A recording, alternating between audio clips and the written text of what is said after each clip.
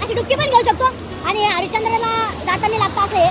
आम्हाला मधातच दिसलं तर आम्ही मधातच असं ओके मध्ये. हे जे मंदिर बघताय हे मंदिर हरिश्चंद्र मंदिर आहे. जवळपास 1800 वर्ष जुनं आणि 6व्या सेंचुरीमधलं आहे. हरिश्चंद्र मंदिराचं असं भारी कोरीव काम बघून आणि तिथल्या शिवलिंगाचं दर्शन घेऊन बाहेर आलो. मन एकदम प्रसन्न असं झालं होतं.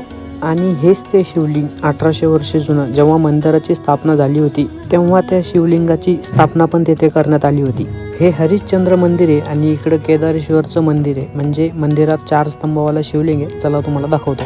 हे जे स्तंभ बघताय शिवलिंगाच्या साईडने त्यातला एक कलियुग आहे, हा खांब सतयुग आहे, हा खांब त्रेतायुग आहे आणि हा खांब द्वापार युग आहे. इथं असं म्हटलं जातं की कलियुगचा खांब जेव्हा पडल तेव्हा पूर्ण पृथ्वी नष्ट होऊन जाईल. बाकीचे 3 खांब पडलेले त्यामुळे 3 युग संपलेले. अंगावर काटा येईल असा इतिहास आहे इथं.